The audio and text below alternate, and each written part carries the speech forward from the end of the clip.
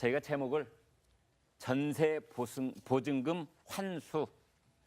전세 보증금은 알겠고, 이제 전세 보증금은 일반적으로는 돌려받는데 여기서는 환수라는 제목을 붙였습니다. 왜 그럴까요? 네, 바로 한명숙 전 국무총리 이야기입니다. 검찰이 한명숙 전 총리의 전세 보증금 중에 1억 5천만 원을 추징했다, 이런 뉴스가 나왔습니다.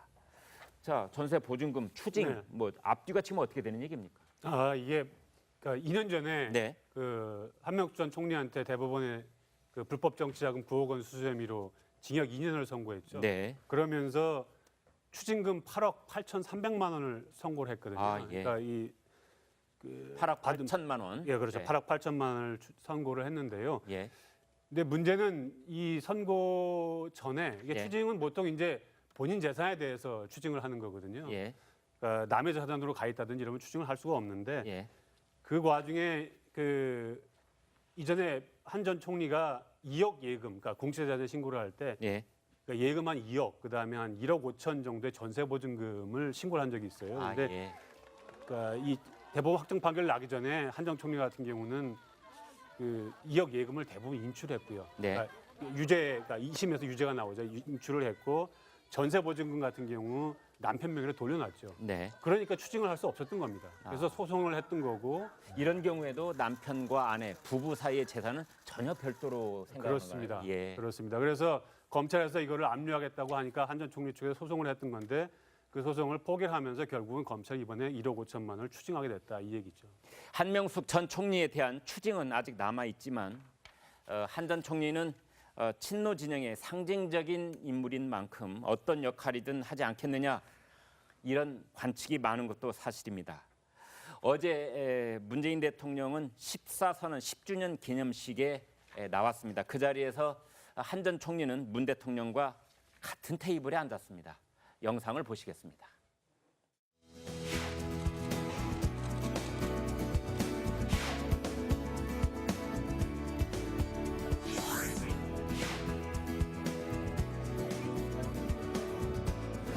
문재인 대통령님과 김정숙 여사님, 그리고 권영식 여사님과 노건호 씨,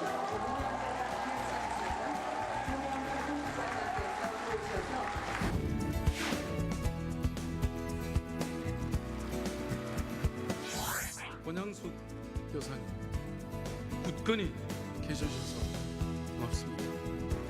힘내십시오. 오늘의 공식 지정주는 봉화 막걸리입니다. 그 테이블 가운데 놓여 있는 봉화 막걸리를 와인잔에 따라 주시고 저희가 건배사를 청해 듣도록 하겠습니다. 한반도 평화 번영을 위하여.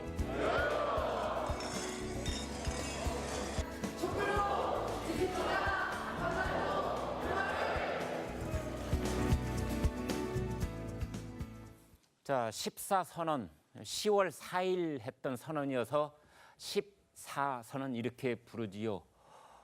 그날 이제 기념을 해야 될 텐데 그날이 연휴 기간 동안에 있기 때문에 미리 좀 이제 일주일 앞당겨서 한 행사였습니다.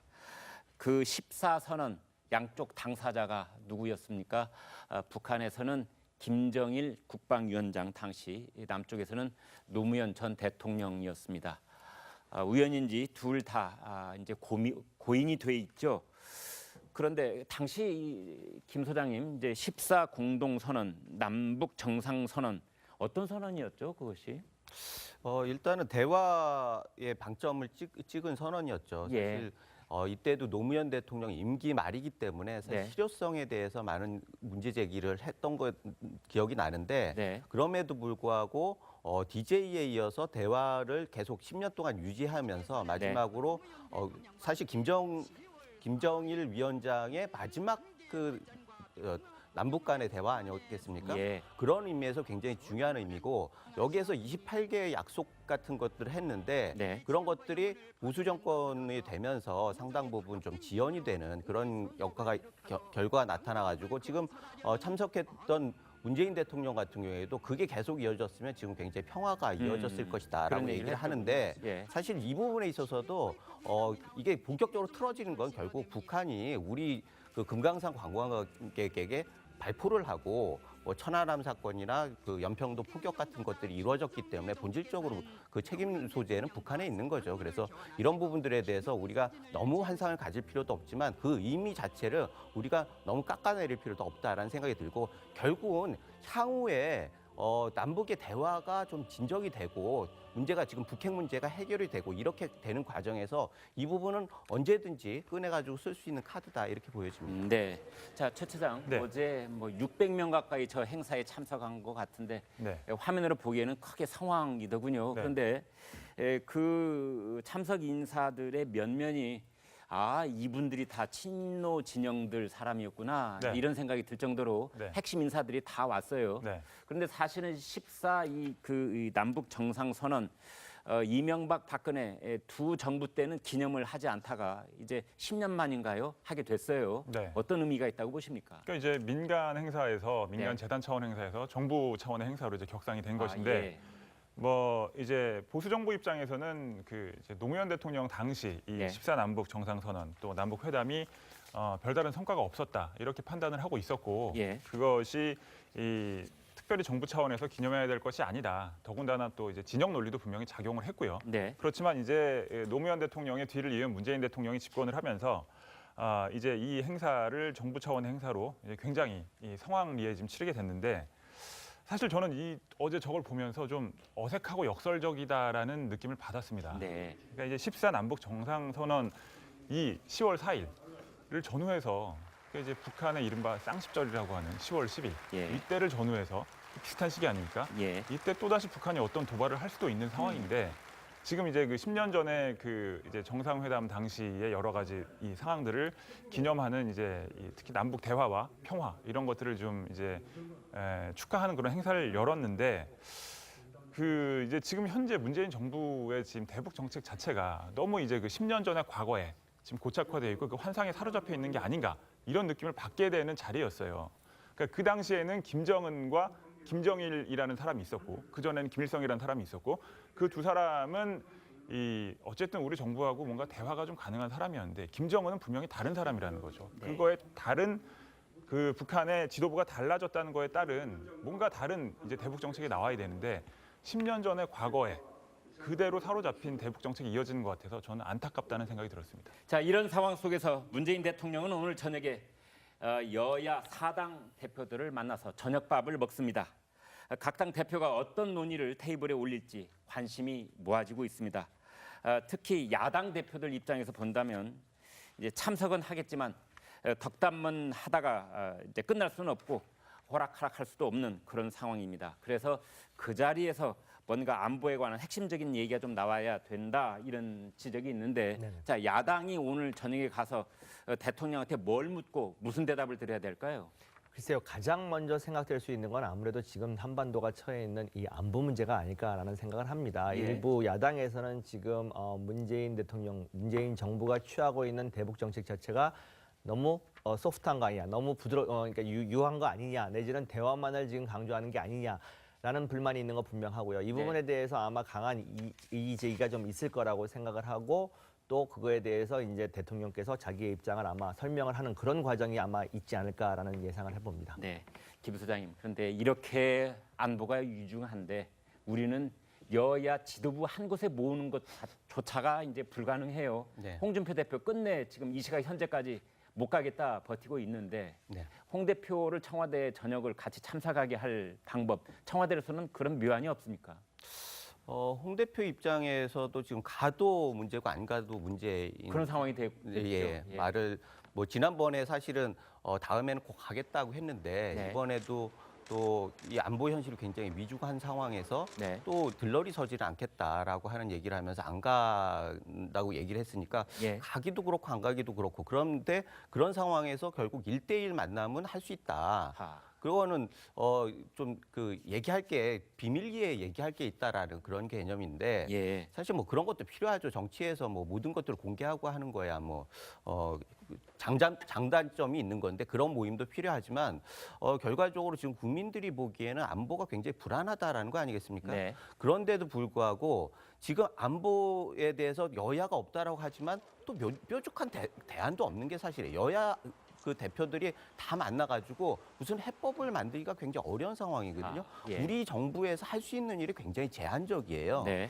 그렇기 때문에 사실 만나가지고 뾰족한 대안도 없으면서 자리를 만나가지고 웃는 얼굴 하는 것도 좀 그렇고, 또 야당에서 그 주장하는 거는 지금 그 전술핵을 좀 도입해야 한다 지금은. 그런데 거기에 대해서도 일고의 가치가 없다라고 얘기를 하고 있는 거 아니겠습니까? 그러면서 야당에서, 보수 야당에서 반대하는 특사를 보내겠다라고 얘기하면 이건 접점을 찾기가 굉장히 어려운 상황인 거죠. 게다가 여당에서는 국내적으로, 대외적으로 그 위기 상황에서 국내적으로 보수 진영을 적폐 세력으로 해가지고 지금 몰아가고 있는 그런 분위기란 말이에요. 네. 그래서 이런 부분들에 대해서 양쪽이 사실 북미 간에도 치킨 게임 같은 걸 하고 있지만 국내에서도 치킨 게임을 하는 그런 양상이에요. 예. 그래서 학태경 의원이 얘기하기를 외부에는 김정은이 있듯이 내부에는 그 홍준표가 적이다라고 얘기하는 것들이 일정 정도 설득력이 있지만 사실 그런 부분들도 홍준표 대표 입장에서도 충분히 할 얘기가 있다 이런 생각이 들고, 결국은 이게 본질적인 문제는 우리 정부에서 할 수 있는 일이 굉장히 제한돼 있고 해야 할 일을 안 하기 때문에 여야가 머리를 맞대고 뾰족한 대안을 만들기가 힘들다, 이런 것들이 깔려 있는 거죠. 네, 알겠습니다. 그날이 연휴 기간 동안에 있기 때문에 미리 좀 이제 일주일 앞당겨서 한 행사였습니다. 그 14선언 양쪽 당사자가 누구였습니까? 북한에서는 김정일 국방위원장, 당시 남쪽에서는 노무현 전 대통령이었습니다. 우연인지 둘 다 이제 고인이 돼 있죠.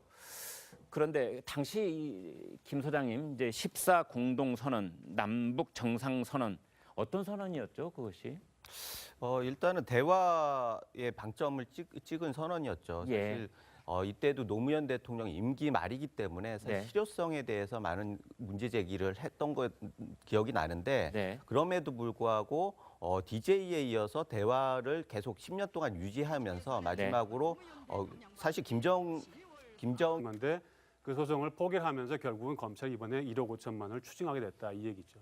한명숙 전 총리에 대한 추징은 아직 남아 있지만 한 전 총리는 친노 진영의 상징적인 인물인 만큼 어떤 역할이든 하지 않겠느냐, 이런 관측이 많은 것도 사실입니다.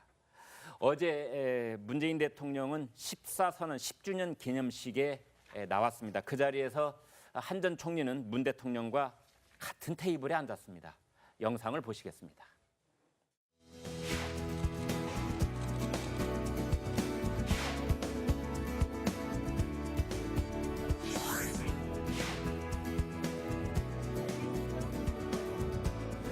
문재인 대통령님과 김정숙 여사님, 그리고 권영식 여사님과 노건호 씨,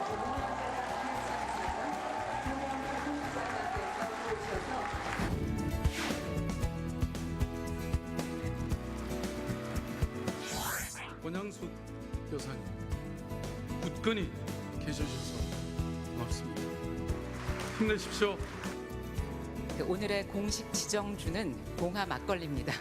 그 테이블 가운데 놓여 있는 봉화 막걸리를 와인잔에 따라 주시고 저희가 건배사를 청해 듣도록 하겠습니다. 한반도 평화 번영을 위하여.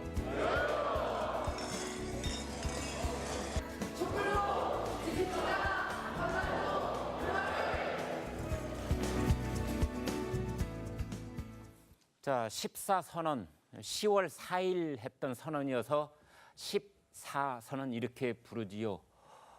그날 이제 기념을 해야 될 텐데. 8천만 원을 선고를 했는데요. 예. 근데 문제는 이 선고 전에 이게 예. 추징은 보통 이제 본인 재산에 대해서 추징을 하는 거거든요. 예. 그러니까 남의 재산으로 가 있다든지 이러면 추징을 할 수가 없는데 예. 그 와중에 그 이전에 한 전 총리가 2억 예금, 그러니까 공채자재 신고를 할 때 예. 그러니까 예금 한 2억, 그다음에 한 1억 5천 정도의 전세 보증금을 신고를 한 적이 있어요. 아, 근데 예. 그러니까 이 대법원 확정 판결 나기 전에 한 전 총리 같은 경우는 그 2억 예금을 대부분 인출했고요. 네. 그러니까 유죄가 2심에서 유죄가 나오자 인출을 했고, 전세 보증금 같은 경우 남편 명의로 돌려놨죠. 네. 그러니까 추징을 할 수 없었던 겁니다. 그래서 소송을 했던 거고. 이런 경우에도 남편과 아내, 부부 사이의 재산은 전혀 별도로 생각하는 그렇습니다. 거예요. 예. 그렇습니다. 그래서 검찰에서 이거를 압류하겠다고 하니까 한 전 총리 측에 소송을 했던. 저희가 제목을 전세 보증금 환수. 전세 보증금은 알겠고, 이제 전세 보증금은 일반적으로는 돌려받는데 여기서는 환수라는 제목을 붙였습니다. 왜 그럴까요? 네, 바로 한명숙 전 국무총리 이야기입니다. 검찰이 한명숙 전 총리의 전세 보증금 중에 1억 5천만 원을 추징했다, 이런 뉴스가 나왔습니다. 자, 전세 보증금 추징, 네. 뭐 앞뒤가 지금 어떻게 되는 얘기입니까?